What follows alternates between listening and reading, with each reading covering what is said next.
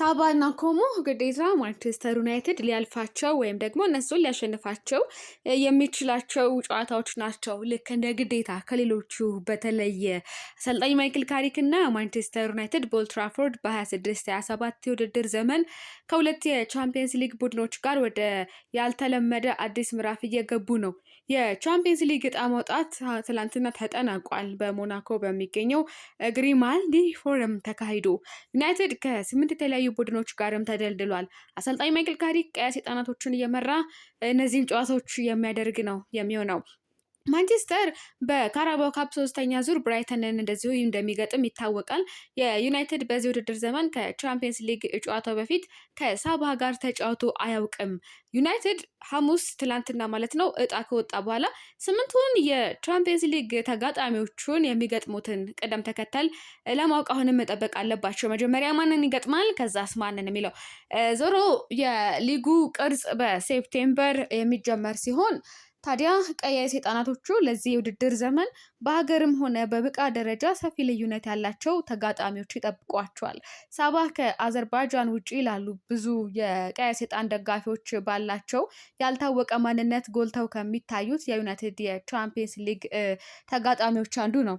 አማካዩ የዓመቱ የአዘርባይጃን ፕሪሚየር ሊግ ቻምፒዮን ሳባ የተመሰረተው በ2017 ብቻ ሲሆን ዩናይትድ የጨዋታው ግልጽ አሸናፊ እንደሚሆን ቢገመትም ለማይክል ካሪክ ትልቅ ፈተና ይሆናል ተብሎ ይጠበቃል። ከዚህ ጋር በተያያዘ አንድ ነገር ልንገራችሁ። እንደው ተጋጣሚዎች አሁን ለምሳሌ ማንቸስተር ሲባል በፊት ላይ እንዴት ነው ተጋጣሚዎች የሚፈሩት አይነት ክለብ ነው አይደለም? አሁን ግን ያን አይደለም እየተመለከትን የምንገኘው። ከዛ ይልቅ እንደውም በተለይ የዚህ የሳባ ተጫዋቾች በቻምፒየንስ ሊጉ አሉ ማንቸስተር ዩናይትድን እንደሚገጥሙ ካወቁ በኋላ በጣም ትልቅ ፌሽታ ላይ እንደነበሩ ነው መረጃ የሚያመለክተው። እንደውም አንዳንድ ተጫዋቾች በደንብ እንፈልጋቸው ነበረ ሲሉ ነው የተናገሩት። ማንቸስተር ዩናይትድን ስለደረሰን ደስ ብሎናል ሲሉ ነው የገለጹትና ጭራሽ ማንቸስተር ዩናይትድ የአርቢ ላይፕዚግ ተጫዋቾችም እንደዚሁ ከማንቸስተር ዩናይትድ ጋር እንደደረሳቸው ሲያውቁ በጣም ደስተኞች ናቸው። ዩናይትድን ለማሸነፍ ቀላል አማራጭ አድርገው ነው የሚመለከቱትና ከዚህ ጋር በተያያዘ ደስተኛ ሊሆኑ አይገባቸውም። ያንን ምላሽ ደግሞ አሰልጣኝ ማይክል ካሪክ መስጠት አለበት። ምክንያቱም አሁን ምናልባት ማንቸስተር ዩናይትድ ወቅታዊ አቋሙን በሚመለከት ያሳለፋቸውን ብዙ ጣውረዶች በሚመለከት ደስተኛ ሊሆኑ ይችላሉ። በተቃራኒው ሌላ ክለብ አርሴናል፣ ሊቨርፑል ቢሆን ይህንን ደስታ ላይጎናጸፉት ይችላሉ እና እንደሚያሸንፉ እርግጠኞች እየሆኑ ነው ገና ካሁኑ። ለዚህ ደግሞ ትክክለኛ አካሄድ እየተከተሉ እንዳሉ ምናልባት የአሰልጣኝ ማይክል ካሪክ ቡድን እሁድ በሚደረገው ጨዋታም እንደዚሁ ደግሞ ተከታታይ በሚኖሩ ጨዋታዎች ጠንካራ ሆኖ በመገኘት ደስታቸው ላይ ውሃ መቸለስ እንዳለባት ይሰማኛል።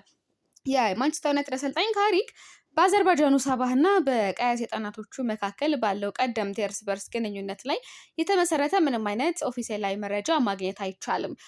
ታሪክ የላቸውም። ቀይ ሰይጣናቶቹ ሳባህን በኦልድ ትራፎርድ የሚያስተናግዱ ሲሆን እንደዚሁ ካሪክ ከዚህ ቀደም የነበሩት አሰልጣኝ ያላጋጠሟቸውን ፈተናዎች የሚለማመዱ የመጀመሪያውና ብቸኛው የማንቸስተር ዩናይትድ አሰልጣኝ ይሆናል ማለት ነው። ልክ እንደ ሳባ ሁሉ ኮሞ ማንቸስተር ዩናይትድ ሊያልፎ የሚገባው የቻምፒየንስ ሊግ ፈተና ነው። ኮሞ የሴሪ ክለቡ በእድሜ ረጅም ታሪክ ያለው በመሆኑ በብዙ መልኩ ከቻምፒየንስ ሊጉ ሳባህ በጣም ይለያል። ሆኖም የጣሊያኑ ክለብ ወደ ሕዝብ ዘንድ በቅርቡ በብዛት መታወቅ የጀመረው እንደዚሁም ጃሩም ግሩፕ ቡድኑን ከተቆጣጠረ በኋላ ወደ ሴሪ በመመለሱ ነው። በኮሞ ሁኔታ በካሪክ በቅርብ ጊዜ ውስጥ ወደ ታዋቂነት ከመጣ ቡድን ጋር ምንድን ነው ይሄ የሚመጣውን የቻምፒየንስ ሊግ እንቆቅልሽ እንደገና መፍታት ይኖርበታል። ዩናይትድ ከጣሊያኑ ክለብ ጋር አንድም ጨዋታ ተጫውቶ አያውቅም። ከኮሞ የመጀመሪያ ግንኙነታቸው በ26-27 የቻምፒየንስ ሊግ ውድድር ዘመን ይሆናል።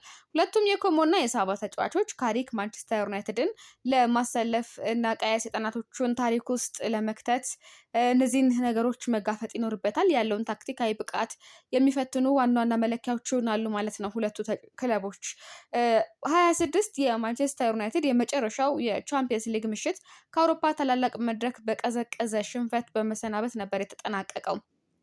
ሬድ ዴቪልሶች በዚህ ጊዜ የተለየ እንደሚሆን ተስፋ ያደርጋሉ አሁን ላይ ማለት ነው። ዩናይትድ በ23-24 የአውሮፓ ውድድር ዘመናቸው ማሸነፍ የቻሉት አንድ ጨዋታ ብቻ ሲሆን ኤፍሲ ኮፐንሃገን፣ ጋላታሳራይ እና ባየር ሙኒክ በነበሩበት ምድብ መጨረሻ ላይ ያጠናቋል። በኦልትራፎርድ በጀርመኑ ግዙፍ ክለብ 1-0 መሸነፋቸው እጣ ፈንታቸውን ወስኖታል። ተመሳሳይ ተጋጣሚ በዚህ ጊዜም ከሮማ፣ ላይፕዚግ እና አዲስ አባላቱ ሳባህ ጋር ወደ ማንቸስተር ይመጣሉ። ከአትሌቲኮ ማድሪድ፣ ስፖርቲንግ ሊዝበን፣ ቪያሪያል እና ኮሞ ጋር የሚደረጉ አስደሳች የሜዳ ውጪ ጨዋታዎች አሰልጣኝ ማይክል ካሪክን የሚጠብቁ ሲሆን የቀይ ሰይጣናቶቹ ግልጽ ግብ በመጀመሪያዎቹ 24 ውስጥ በመጨረስ ቢያንስ ወደ ፕሌይኦፍ ዙር ማለፍ ነው ግልጹ ግብ ማለት ነው። ምርጥ የዩናይትድ ዜናዎችን እንግዲህ ያሰማችሁ እገኛለሁ። በአነሳነው ጉዳይስ ምን አይነት ሀሳብና አስተያየት አላቸው?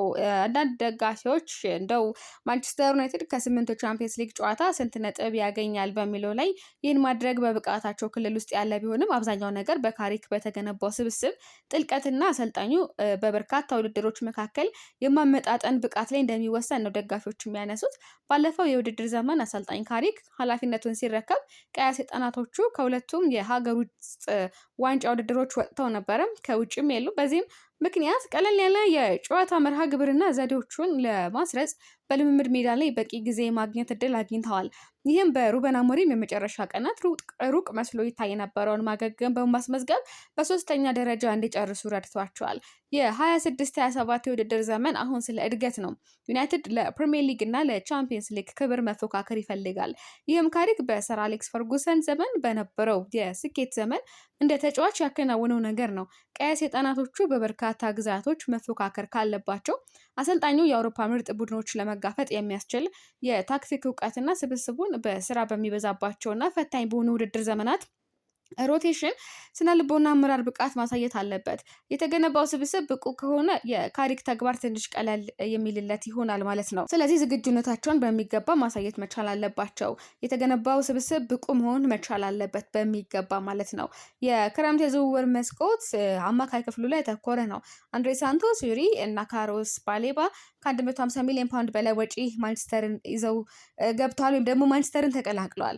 ማንቸስተር ዩናይትድ ከ8 ቻምፒየንስ ሊግ ጨዋታዎች ላይ መርዳት ካለባቸው እነዚህ ተጫዋቾች አሁን ላይ ኢነርጂያቸውን ሁሉ ነገራቸው ልክ እንደ ካርሎስ ባሌባ መስጠት ያለባቸው ይመስላል እና ተፎካካሪ ለመሆን ግዴታ እነዚህ ነገሮች መስተካከል አለባቸው። ምንም እንኳን የግራ መስመር ተከላካይ ቦታ አሁንም አሳሳቢ ቢሆንም ብሎም እንደነ ሊሳንድሮ ማርቲኔዝ እና ሜሰን ማውንት ያሉ ተጫዋቾች ለረዥም ጊዜ ጤናማ ሆነው መቆየት ይችላሉ ወይ በሚለው ላይ የጥያቄ ምልክቶች ቢኖሩም ያ ወጪ ዩናይትድ ፈታኝ የጨዋታ መርሃ ግብርን ለመጋፈጥ በተሻለ ቦታ ላይ እንዲገኝ አድርጎታል። በሜዳው በሃል ሲቲ በደረሰበት የመክፈቻ ቀን ሽንፈት የቤንጃሚን ሼሽኮ አለመኖር የስሎቬኒያ ብሔራዊ ቡድን ተጫዋች ባይኖርም ዩናይትድ አስፈላጊውን የማጥቃት ማዕከል አለው ወይ? እንዲህ አይነት ጥያቄዎች ይነሳሉ እና የቻምፒየንስ ሊግ ይቅርታ የሌለው ቦታ ነው። አዲሱ የሊግ ደረጃ ለትልልቅ ስሞች የበለጠ ጥንካሬ ነው የሚሆነው። ከዚህ ጋር በተያያዘ እንደውም ካነሳን አይቀር የማንቸስተር የዝውውር ጉዳይ ፋብሪዚዮ ሮማኖ በዩቲዩብ ገጹ አንድ ነገር አጋርቶ ነበረ። የዩናይትድ የግራ ተከላካይ ፊርማን በሚመለከት ማንቸስተር ዩናይትድ አሁንም የግራ ተከላካይ ቦታን ለመሸፈን እየሞከረ መሆኑን ላረጋግጥላችሁ ፈልጋለሁኝ፣ እርግጠኛ ነኝ ብሏል። በመጨረሻም እንደነ ባልዴ ያለ ትልቅ ስም ያለው ባይሆንም ራሱን ያሳየና እንደ ቡድኑ ሊያግዝ የሚችል ተጫዋች ሊያመጡ እንደሚችሉ ነው እንደዚሁ ፋብሪዚዮ ፍንጭ የሰጠው።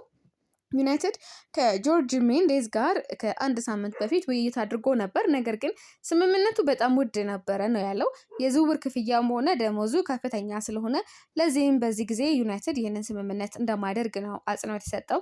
ማንቸስተር ነገሮች ከተቀየሩለት ግን ምናልባት አንድ ተጫዋች ሊያመጣ የሚችልበት እድል አለ በግራ ተከላካይ በኩል። ግን ደግሞ ዩናይትድ እንደነ ሰርጂዮ ሬጉሎን አይነት ዝውውር ሊፈጽም ይችላል። ተመሳሳይ አይነት ተጫዋች ልምድ ያለው ግራ ተከላካይ በቡድን ውስጥ ተነሳሽነት ሊፈጥር የሚችል ዩናይትድ አሁን የዚህን አይነት አማራጭ እያሰሰ ነው ሲል ነው ፋብሪዚዮ ሮማኖ የገለጸው።